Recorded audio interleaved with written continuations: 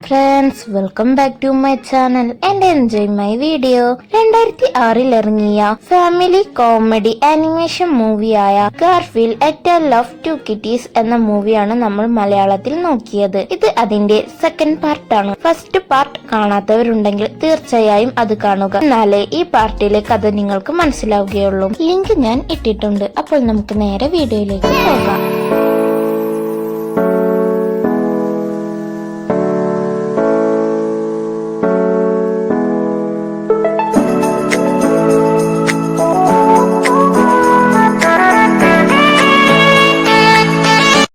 പാർട്ടിൽ റോമെലിന് കിട്ടിയ പിള്ളയുടെ ഉടമസ്ഥനെ കടിച്ചു കീറാൻ പോകുന്ന ഭാഗത്ത് വെച്ചാണ് അവസാനിച്ചത്. അങ്ങനെ രാജകുമാരന്റെ മുറിയിലെത്തിയ റോമെൽ, ഇവിടെ കിടക്കുന്ന ആളെവിടെ, ആ പിള്ളയുടെ ഉടമസ്ഥൻ എവിടെ എന്നൊക്കെ പറയുമ്പോൾ അവിടേക്ക് നമ്മുടെ ഡോഗ് വന്നിട്ട്, നീ അന്വേഷിക്കുന്ന ആളിവിടെയില്ല, പകരം നിനക്ക് ഞാൻ വേറൊരാളുടെ വസ്തു തരാമെന്ന് പറഞ്ഞ് ഡർജിസ്റ്റിന്റെ പാന്റ് കൊടുക്കുന്നു. ആ പാന്റ് വലിച്ചു കീറിയ റോമെൽ ഡർജിസ്റ്റിന്റെ അടുത്തേക്ക് പോയിട്ട് ആ പാന്റിന്റെ ഉടമ നീയാണ് എന്ന് പറഞ്ഞ് ഡർജിസ്റ്റിനെ കടിക്കുകയാണ്. താൻ കൊയ്ച്ച കുയിൽ താൻ എന്നെ വീണു എന്ന് പറഞ്ഞതുപോലെയായി ഡർജിസ്റ്റ്. ജോൺ അപ്പോൾ ലിസിയുമായി ഒരു പാർട്ടിക്ക് പോകുന്നു. പാർട്ടിനിടയിൽ വെച്ച് ഗാർഫീൽഡിന് ഏറ്റവും ഇഷ്ടമുള്ള ഫുഡ് രാജകുമാരന് കൊടുക്കുകയാണ്. രാജകുമാരൻ, ഇതൊന്നും ഞാൻ കഴിക്കാറില്ല എന്ന് പറയുമ്പോൾ ജോൺ, എന്തു പറ്റി ഗാർഫീൽഡ്, നീ എന്താ പാത്രം മാറ്റി വെക്കുന്നത്, നിനക്ക് ഏറ്റവും ഇഷ്ടമുള്ള ഫുഡല്ലേ ഇത് പറഞ്ഞപ്പോൾ ലിസി, ഗാർഫീൽഡിന് എന്തു പറ്റി, സൗണ്ട് ഒക്കെ മാറിയിരിക്കുന്നല്ലോ എന്ന് പറഞ്ഞപ്പോൾ ചിലപ്പോൾ വല്ല കോൾഡും പിടിച്ചിട്ടുണ്ടാകുമെന്ന് ജോൺ മറുപടി നൽകുന്നു. കിട്ടിയതല്ലേ, ഏതായാലും തിന്നാമെന്ന് കരുതി രാജകുമാരൻ ആ പാത്രത്തിൽ നിന്ന് കുറച്ച് ഫുഡ് എടുത്ത് കഴിക്കുന്നു. രാജകുമാരന് അത് വളരെയധികം ഇഷ്ടമാകുന്നു. എന്റെ ജീവിതത്തിൽ ഞാൻ ഇത്രയും ടേസ്റ്റുള്ള ഫുഡ് കഴിച്ചിട്ടില്ല എന്ന് പറഞ്ഞ് അത് വളരെ ആർത്തിയിലും വേഗത്തിലും കഴിക്കുകയാണ്. അവിടെ കൊട്ടാരത്തിൽ ഗാർഫീൽഡിന് രാജകുമാരനിക്ക് ഇഷ്ടമുള്ള ഫുഡ് കൊടുത്തപ്പോൾ ഗാർഫീൽഡ്, ഇതെന്താ ഒരു ഉണക്ക റൊട്ടി എനിക്ക് കൊടുന്നു തന്നിരിക്കുന്നത്, എനിക്കിതൊന്നും ഇഷ്ടമല്ല, എനിക്കിഷ്ടമുള്ള ഒരു ഫുഡുണ്ട് എന്ന് പറഞ്ഞ് അതിന്റെ പേര് പറയുകയാണ്. അപ്പോൾ തന്നെ നമ്മുടെ ഡോഗ് അടുക്കളയിൽ ചെന്ന്, നമ്മുടെ രാജകുമാരന് ഇഷ്ടമുള്ള ഒരു ഫുഡുണ്ട്, അതുണ്ടാക്കി എന്ന് പറഞ്ഞ് അതിന്റെ റെസിപ്പിയൊക്കെ നോക്കി ഉണ്ടാക്കുമ്പോൾ ഗാർഫീൽഡ് അവിടെ വന്നിട്ട്, നിങ്ങൾ എന്താണ് ഈ കാണിക്കുന്നത്, ഇങ്ങനെയാണോ ഒരു ഫുഡ് ഉണ്ടാക്കുന്നത്, ഏതു സമയത്തും മെഷീനെ പോലെ പണിയെടുത്തുണ്ടാക്കുന്ന ഫുഡിന് രുചി ഉണ്ടാകില്ല, വളരെ സന്തോഷത്തിൽ എൻജോയ് ആയി ഫുഡ് ഉണ്ടാക്കി നോക്കൂ, അതിന് വളരെ ടേസ്റ്റ് ഉണ്ടായിരിക്കും എന്നൊക്കെ പറഞ്ഞ് ഗാർഫീൽഡ് അവരെ മനസ്സിലാക്കുന്നു. എന്നിട്ട് അവിടെ പാട്ടും ഡാൻസുമായി വളരെ എൻജോയ് ചെയ്ത് അവർ ഗാർഫീൽഡിന് വേണ്ടി ഫുഡ് ഉണ്ടാക്കുകയാണ്. രാജകുമാരൻ അപ്പോൾ കൊട്ടാരത്തെ കുറിച്ച് ആലോചിച്ച് വളരെ ടെൻഷനായി കിടക്കുകയായിരിക്കും. ലിസി അപ്പോൾ, ഇന്നാണ് എനിക്ക് കൊട്ടാരത്തിലേക്ക് പോകാനുള്ള പെർമിഷൻ, ഞാൻ പോവുകയാണ് എന്ന് പറഞ്ഞ് അവിടെ നിന്നും പോകുന്നു.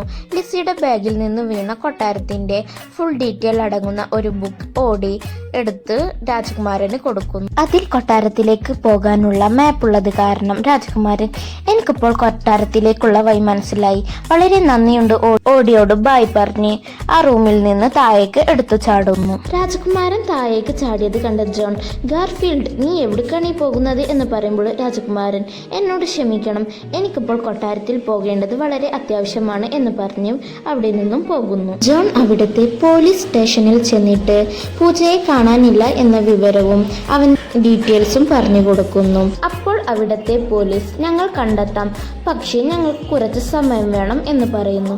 അപ്പോൾ ജോൺ അവിടെ നിന്നും പോകുന്നു. പിന്നീട് കൊട്ടാരത്തിൽ ഡർജിസ്, ഇതാണ് രാജകുമാരൻ, നീ ഇവനെയാണ് അറ്റാക്ക് ചെയ്യേണ്ടത്, അല്ലാതെ എന്നെയല്ല എന്നൊക്കെ പറഞ്ഞ് അവനെ മനസ്സിലാക്കി കൊടുക്കുകയാണ്.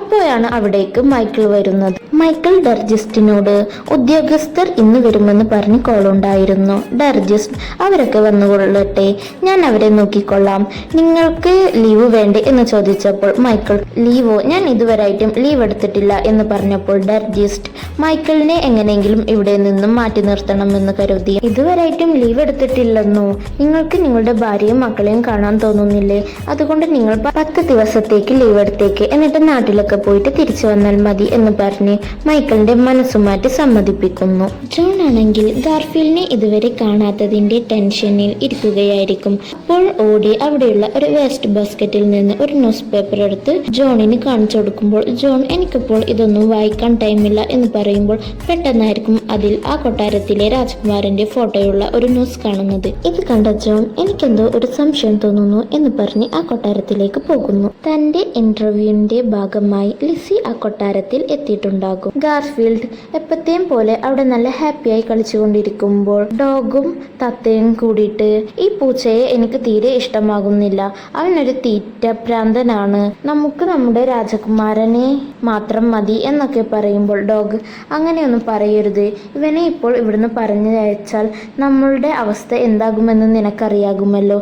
അപ്പോൾ ആ തത്തമ്മ എന്ന് കരുതിയിട്ട് നമ്മൾ ഇവനെ സഹിച്ചുകൊണ്ടിരിക്കണമോ, ഇവൻ ഇനിയിവിടെ കുറച്ച് നാൾ കൂടി കഴിയുകയാണെങ്കിൽ നമുക്ക് തന്നെ ഭ്രാന്ത് പിടിക്കും എന്നൊക്കെ പറഞ്ഞത് കേട്ട് ഗാർഫീൽഡിന് വളരെയധികം സങ്കടമാകുന്നു. മൈക്കിളും തൻ്റെ ഡ്രസ്സൊക്കെ പാക്ക് ചെയ്ത് നാട്ടിലേക്ക് പോകുന്നു. സർജിസ്റ്റ് അവിടെ ഇന്റർവ്യൂവിന് വന്ന ലിസിയെ കാണുകയും ലിസിയോട് സംസാരിച്ചു കൊണ്ടിരിക്കുമ്പോൾ ലിസിയുടെ പേര് കേട്ട് ഗാർഫീൽഡ്, ലിസി നീ ഇവിടെ എങ്ങനെ വന്നു എന്ന് കരുതി നിൽക്കുമ്പോൾ ഇന്ന് എൻ്റെ കൂടെ ഡിന്നറിനുണ്ടോ എന്നൊക്കെ ചോദിക്കുന്നത് കേട്ട് ഗാർഫീൽഡിന് വളരെയധികം ദേഷ്യം വരുന്നു. എൻ്റെ ഉടമസ്ഥന്റെ പെണ്ണിനെ തന്നെ നീ വളക്കുന്നോ എന്ന് പറഞ്ഞ് ഡർജിസ്റ്റിനെ കളിയാക്കിയിട്ട് അവിടെ നിന്നും ഓടിപ്പോകുന്നു. ഗാർഫീൽഡിനെ പിടിക്കാനായി ഡർജിസ്റ്റ് ലിസിയോട് ഇപ്പൊ വരാമെന്ന് പറഞ്ഞു ഗാർഫീൽഡിന്റെ പിന്നാലെ പോകുന്നു. എന്നിട്ട് ഗാർഫീൽഡിനെ ഒരു ചാക്കിലാക്കി ഇടുന്നു. അപ്പോഴേക്കും അവിടേക്ക് ഉദ്യോഗസ്ഥർ വന്നിട്ടുണ്ടാകും. ഉദ്യോഗസ്ഥർ രാജകുമാരനെ കാണാതിരിക്കാൻ ഡർജിസ്റ്റ് ഞാനിപ്പോൾ വരാം, ഒരു അത്യാവശ്യ കാര്യമുണ്ട് എന്ന് പറഞ്ഞ് ഗാർഫീൽഡുമായി പോകുന്നു.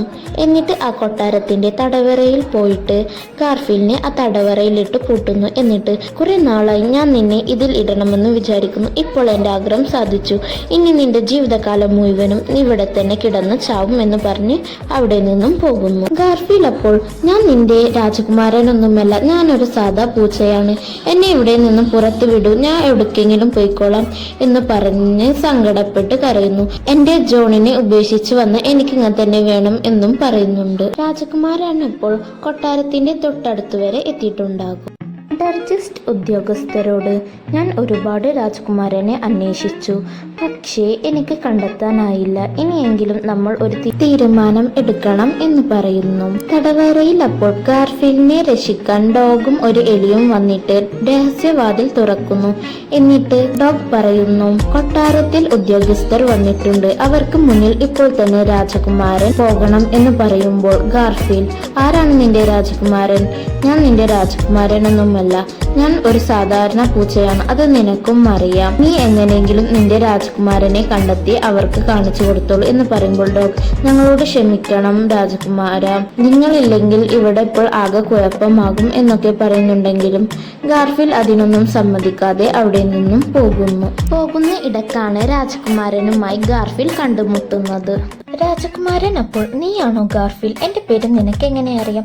കുറച്ചുനാൾ നിന്റെ ജീവിതം ഞാനാണ് ജീവിച്ചിരുന്നത് എന്ന് രാജകുമാരൻ മറുപടി നൽകുന്നു. ലോകത്തെ വെച്ച് മൃഗങ്ങളെ ഏറ്റവും സ്നേഹിക്കുകയും പരിപാലിക്കുകയും ചെയ്യുന്ന വ്യക്തിയാണ് നിന്റെ ജോൺ, നിന്റെ വീട്ടിലേക്ക് തന്നെ പോകണം എന്നും രാജകുമാരൻ പറഞ്ഞപ്പോൾ ഗാർഫീൽഡ് ഞാൻ എന്റെ വീട്ടിലേക്ക് പോവുകയാണ് എന്ന് പറഞ്ഞ് അവിടെ നിന്നും പോകാൻ ഒരുങ്ങുന്നു. അവിടേക്ക് വന്ന മൃഗങ്ങൾ രാജകുമാര നിങ്ങൾ തിരിച്ചു വന്നോ, ഞങ്ങൾക്കിത് വിശ്വസിക്കാനേ കഴിയുന്നില്ല എന്നൊക്കെ പറയുമ്പോൾ രാജകുമാരൻ ഞാൻ ജീവനോടെ ഇവിടേക്ക് തിരിച്ചു വരുമെന്ന് വിചാരിച്ചില്ല, ഞാനില്ലാത്തപ്പോൾ ആ ഡർജിസ്റ്റ് എന്തൊക്കെ ചെയ്തു എന്ന് ചോദിച്ചപ്പോൾ മൃഗങ്ങൾ ഞങ്ങളെ കൊന്നിട്ട് ഈ കൊട്ടാരം കൈക്കലാക്കി ഇവിടെ ബിൽഡിങ്ങുകൾ പണിയാനായിരുന്നു അയാളുടെ ഉദ്ദേശം. അത് കേട്ട രാജകുമാരൻ എന്റെ ദൈവമേ, കാര്യങ്ങൾ ഇവിടം വരെ എത്തിയോ എന്ന് കരുതുന്നു.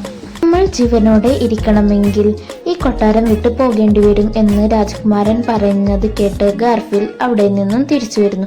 എന്നിട്ട് നിങ്ങൾ എന്താണ് ഈ പറയുന്നത്? ഒരാളെ പേടിച്ച് സ്വന്തം കൊട്ടാരം വിട്ടു പോകണമെന്നാണോ? പ്രശ്നം വന്നാൽ ഇങ്ങനെ ഒഴിഞ്ഞു മാറുകയല്ല വേണ്ടത്, അതിനെ നേരിടണം. അത് ഒറ്റക്കൊറ്റക്കായിട്ടല്ല, നമ്മൾ ഒരുമിച്ച് തന്നെ നേരിടണം. അതിനെ രാജകുമാരനും അവിടെയുള്ള മൃഗങ്ങളും സമ്മതിക്കുന്നു. എന്നിട്ട് അവർ ഒരു പ്ലാൻ തന്നെ ഉണ്ടാക്കുന്നു. ഡർജിസ്റ്റ് പറഞ്ഞത് പ്രകാരം രാജകുമാരനെ കണ്ടാൽ കടിക്കാനായി റോമേൽ അവിടെ കൊട്ടാരത്തിന് മുന്നിൽ നിൽക്കുന്നുണ്ടാകും. അപ്പോൾ നമ്മുടെ ഗാർഫീൽഡ് അവിടെ ചെന്നിട്ട് റോമേലിനെ നീ എന്നെ കടിക്കാൻ വരുമോ, ഇങ്ങോട്ട് വട എന്ന് പറഞ്ഞ് അവന്റെ ശ്രദ്ധ മാറ്റുന്നു.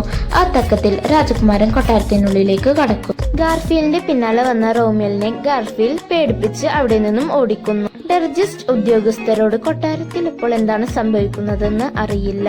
രാജകുമാരി മരിച്ചു കുറച്ച് ദിവസങ്ങൾക്കുള്ളിൽ ഇപ്പോൾ ഇതാ രാജകുമാരനെ കാണാതായിരിക്കുന്നു. രാജകുമാരൻ ഇപ്പോൾ ജീവനോടെ ഉണ്ടോ ഇല്ലയോ എന്ന് പോലും ആർക്കും അറിയില്ല എന്ന് പറയുമ്പോൾ അതിൽ കൂടെ നമ്മുടെ രാജകുമാരൻ നടക്കുന്നു. അത് കണ്ട ഡർജിസ്റ്റ് പെട്ടെന്ന് ഷോക്കാവുന്നു. ഇത് കണ്ട ഉദ്യോഗസ്ഥർ എന്ത് പറ്റി എന്ന് ചോദിച്ചപ്പോൾ ഒന്നുമില്ല, ഞാനിപ്പോൾ വരാം, ഒരു അത്യാവശ്യമുണ്ട് എന്ന് പറഞ്ഞ് ഇവിടെ നിന്നും പോകുന്നു. അപ്പോൾ ഉദ്യോഗസ്ഥർ ഇവനെ പോലെ അഭിനയിക്കാൻ ആർക്കും കഴിയില്ല എന്ന് പറയുന്നു. ഡർജിസ്റ്റ് രാജ്കുമാരനെ അന്വേഷിക്കുമ്പോൾ ഡർജിസ്റ്റിന്റെ ബിസിനസ് പാർട്ട്ണർ അവിടെ വന്നിട്ടുണ്ടാവും. ഡർജിസ്റ്റ്, നീ എന്തിനാ ഇപ്പോൾ വന്നത് എന്ന് ചോദിച്ചപ്പോൾ പാർട്ട്ണർ, നിങ്ങളല്ലേ എന്നോട് ഇന്ന് വരാൻ പറഞ്ഞത് എന്ന് പറയുന്നു. ഞാൻ വരാൻ പറഞ്ഞു, മറന്നു പോയതാണ്, അകത്തേക്ക് വരൂ, ഞാനിപ്പോൾ ഒരു ഇമ്പോർട്ടന്റ് മീറ്റിംഗിലാണ്, അത് കഴിഞ്ഞിട്ട് ഞാൻ നിന്റെ അടുത്തേക്ക് വരാം, അതുവരെ ഈ റൂമിൽ ഇരുന്നോളൂ എന്ന് പറയുമ്പോൾ അവിടെ നമ്മുടെ ഗാർഫീൽ ഉണ്ടാകും. ഗാർഫീലിനെ കണ്ടാൽ ഈ ബിസിനസ് നടക്കില്ലെന്ന് ഡർജിസ്റ്റിന് അറിയാവുന്നത് കൊണ്ട് ആ ലേഡിയെ അവിടെ നിന്നും മാറ്റി മറ്റൊരു റൂമിൽ ഇരുത്തുന്നു. എന്നിട്ട് ഗാർഫീലിനെ തിരയാൻ പോകുമ്പോൾ ഉദ്യോഗസ്ഥർ, എന്തു പറ്റി, നിങ്ങളാകെ ടെൻഷനിലാണല്ലോ, എന്താ പ്രശ്നം എന്ന് ഉദ്യോഗസ്ഥർ ചോദിക്കുമ്പോൾ ഒന്നുമില്ല എന്ന് പറയുന്നു. പക്ഷേ ഉദ്യോഗസ്ഥരുടെ കാലിന് താഴെയായിട്ട് തന്നെ ഗാർഫീൽ ഉണ്ടാകും. അത് കണ്ട ഡർജിസ്റ്റ്, ഈ പൂച്ചയെ ഉദ്യോഗസ്ഥർ കാണുകയാണെങ്കിൽ ഈ കൊട്ടാരത്തിന്റെ വിൽപത്രവും കിട്ടില്ല എന്ന് അറിയാവുന്നത് കൊണ്ട് നിങ്ങൾ ആ റൂമിൽ റെസ്റ്റ് എടുക്കൂ, ഞാൻ ഇപ്പോൾ വരാം, എനിക്ക് കുറച്ച് അത്യാവശ്യമുണ്ട് എന്ന് പറഞ്ഞ് അവിടെ നിന്നും പോകുന്നു. എന്നിട്ട് രാജകുമാരനെ അന്വേഷിക്കുമ്പോൾ രാജകുമാരനും അവിടെയുള്ള മൃഗങ്ങളും ചേർന്ന് ആദ്യം പ്ലാൻ ചെയ്തതുപോലെ ഡർജിസ്റ്റിന് ഓരോ പണികൾ കൊടുക്കുന്നു. ജോൺ കൊട്ടാരത്തിലേക്കുള്ള വഴി ചോദിക്കുന്നത് മൈക്കിളിനോടാണ്. മൈക്കിൾ ഇവിടുന്ന് കുറച്ച് ദൂരമുള്ളൂ എന്ന് പറയുന്നു. അപ്പോൾ ജോൺ പത്രത്തിലെ പൂച്ചയെ കാണിച്ചു കൊടുത്തിട്ട് ഈ പൂച്ചയെ എവിടെയെങ്കിലും കണ്ടിട്ടുണ്ടോ എന്ന് ചോദിക്കുമ്പോൾ ഇത് കൊട്ടാരത്തിലെ രാജകുമാരനല്ലെന്ന് മൈക്കിൾ പറയുമ്പോൾ, ആണോ, എന്റെ പൂച്ച ഇതുപോലെ ഇരിക്കും, എവിടെയെങ്കിലും കണ്ടിട്ടുണ്ടോ എന്ന് ചോദിക്കുന്നു. പിന്നീട് ഡർജിസ്റ്റിനെ കാണിക്കുന്നു. ഡർജിസ്റ്റിനെ കണ്ട ഉദ്യോഗസ്ഥർ, ഇതെന്തു പറ്റി, നിങ്ങളുടെ ഡ്രസ്സൊക്കെ ആകെ നാശമായിരിക്കുന്നല്ലോ എന്നൊക്കെ പറയുമ്പോൾ, എന്തു പറയാനാണ്, എന്നെ ഇവിടെയുള്ള എല്ലാവരും ഭ്രാന്തനെ പോലെയാക്കി, ആ പൂച്ച കാരണമാണ് ഇതൊക്കെ ഉണ്ടായത്, ഞാൻ പല പ്രാവശ്യം കൊല്ലാൻ നോക്കി എന്നിട്ടും നടന്നില്ല എന്ന് പറഞ്ഞ് അവിടെ ഉണ്ടായിരുന്ന പണ്ടത്തെ ഒരു ആയുധം വെച്ച് ഉദ്യോഗസ്ഥർക്കു നേരെ നീട്ടുന്നു. അപ്പോൾ അവിടേക്ക് ആ ബിസിനസ് പാർട്ട്ണർ വന്നിട്ട്, നിങ്ങൾ പറഞ്ഞത് ശരിയാണ്, തന്റെ ബിസിനസിന് വേണ്ടി ഇവൻ ഏതറ്റം വരെ പോകുന്ന ഒരു വൃത്തിയട്ടവനാണ് പറഞ്ഞ് അവിടെ നിന്ന് പോകാൻ നേരത്ത്, നീ പോകരുത്, നീയും ഇവരെ കൂടെ നിൽക്ക് എന്ന് പറഞ്ഞ് ആ പെണ്ണിനെ അവിടെ പിടിച്ചു നിർത്തുന്നു. അപ്പോഴാണ് അവിടേക്ക് ജോണും ഓടിയും കൂടിയും വരുന്നത്. ഡർജിസ്റ്റ് ഉദ്യോഗസ്ഥരോട്, വേഗം ആ പേപ്പറിൽ ഒപ്പിട്ട് സ്വത്തൊക്കെ എന്റെ പേരിലാക്കിത്ത എന്ന് പറയുമ്പോൾ അവിടേക്ക് നമ്മുടെ രാജകുമാരൻ വന്നിട്ട്, നിങ്ങൾക്കൊക്കെ സുഖമല്ലേ എന്ന് ചോദിക്കുമ്പോൾ ഉദ്യോഗസ്ഥർ, നമ്മുടെ രാജകുമാരൻ ഇതാ ജീവനോടെ തിരിച്ചു വന്നിരിക്കുന്നു എന്ന് പറയുമ്പോൾ ഗാർഫീൽ, രാജകുമാരൻ എപ്പോഴും ജീവനോടെ തന്നെ ഉണ്ടായിരുന്നു, നിങ്ങളാണ് അങ്ങനെ ഇങ്ങനെയൊക്കെ പറഞ്ഞത് എന്ന് പറയുമ്പോൾ ഉദ്യോഗസ്ഥർ, ഇതെന്താ 2 പൂച്ച? അപ്പോൾ ഡർജിസ്റ്റ്, ഞാൻ ഇപ്പോൾ ഈ 2 പൂച്ചകളെയും കൊല്ലും, അതിനു മുന്നേ നിങ്ങൾ ഈ പത്രത്തിൽ ഒപ്പിടണം എന്ന് പറയുമ്പോൾ അവിടേക്ക് നമ്മുടെ ഓടി വന്നിട്ട് ഡർജിസ്റ്റിനെ കടിക്കുന്നു. കടിച്ച ഉടനെ ഡർജിസ്റ്റിന്റെ കയ്യിലുണ്ടായിരുന്ന ആ ആയുധം ജോണിന്റെ കയ്യിൽ കിട്ടുന്നു. ജോൺ വന്നത് കണ്ട് രാജകുമാരൻ ഗാർഫീൽഡിനോട്, ഇതാ നിന്റെ ജോൺ വന്നിരിക്കുന്നു എന്ന് പറയുന്നു. ജോൺ ആ ആയുധവുമായി ഡർജിസ്റ്റിനു നേരെ നീങ്ങുമ്പോൾ ബാക്കിൽ ലിസി വന്നിട്ട്, ജോൺ നീ എന്താ ഇവിടെ എന്ന് പറയുമ്പോൾ ജോൺ അവിടെ നിന്ന് മാറി നിൽക്ക് എന്ന് പറയുമ്പോൾ ഡർജിസ്റ്റ് മറ്റൊരു ആയുധവുമായി ലിസിയെ പിടിക്കുന്നു. എന്നിട്ട് ജോണിന്റെ കൈയുള്ളത് താഴെ വെക്കാൻ പറയുന്നു. എന്നിട്ട് ഉദ്യോഗസ്ഥരോട് ആ പേപ്പറിൽ ഒപ്പിടാൻ പറയുമ്പോൾ അവിടേക്ക് ഒരു എലി വന്നിട്ട് ഡർജിസ്റ്റിന്റെ പാന്റിനുള്ളിൽ കയറുന്നു. ഇക്കിളി തോന്നിയ ഡർജിസ്റ്റിന്റെ കയ്യിലുള്ള ആയുധം നിലത്തേക്ക് വീഴുകയും ഉടനെ തന്നെ ജോൺ വന്ന് ഡർജിസ്റ്റിനെ ഒരു അടി കൊടുക്കുകയും ആ അടിയുടെ ശക്തിയിൽ ഡർജിസ്റ്റ് ബോധം കെട്ട് അവിടെ വീഴുകയും ചെയ്യുന്നു.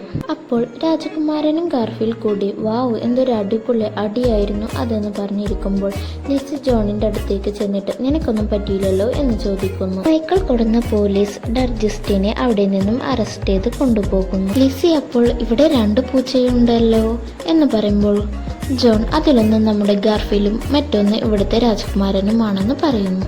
ജോൺ അപ്പോൾ തൻ്റെ ഇഷ്ടം പറയാൻ ഇതിലും നല്ല അവസരം കിട്ടില്ല എന്ന് മനസ്സിലാക്കി റിംഗ് ബോക്സ് നോക്കുമ്പോൾ അവൻ്റെ കയ്യിൽ അതുണ്ടാകില്ല. അപ്പോൾ ഗാർഫീൽ, ഇതാണോ തിരയുന്നത് എന്ന് പറഞ്ഞ് അത് കൊണ്ടുപോയി കൊടുക്കുന്നു. എന്നിട്ട് ലിസിയോട്, വിൽ യു മാരി മീ എന്ന് ചോദിക്കുന്നു. ലിസിയും അതിന് സമ്മതിക്കും. അപ്പോൾ അവിടെ ഉണ്ടായിരുന്ന എല്ലാവരും കൈയടിക്കുന്നു. മൃഗങ്ങളും ഇവിടെ ഒരു മാരേജ് ഫംഗ്ഷൻ നടക്കുന്നുണ്ട് എന്ന് പറഞ്ഞ് ആഹ്ലാദിച്ച് അവിടേക്ക് വരും. പിന്നെ അവിടെ രാജ്കുമാരൻ്റെയും ഗാർഫീൽഡിൻ്റെയും ഒരു അടിപൊളി ഡാൻസ് തന്നെ നടക്കുന്നു. പിന്നീട് ഗാർഫീലും രാജ്കുമാരനും അവിടെയുള്ള മൃഗങ്ങളും ആ കൊട്ടാരത്തിൽ വളരെ സുഖമായി സന്തോഷത്തോടുകൂടി ജീവിക്കുന്നു. ഇതോടെ വളരെ ഹാപ്പി എൻഡിങ് ആയി Garfield a tail of two kitties എന്ന മൂവി അവസാനിക്കുന്നു. നിങ്ങൾക്കും ഗാർഫീൽഡിനെ പോലെ ഒരു പൂച്ചയെ കിട്ടിയിരുന്നെങ്കിൽ കമൻറ്റിൽ പറയണേ. അപ്പോൾ വീഡിയോ ഇഷ്ടമായ ലൈക്ക്, ഷെയർ, സബ്സ്ക്രൈബ്. മറ്റൊരു ഡിസ്നി മലയാളമായി വരുന്നത് വരേക്കും ബൈ.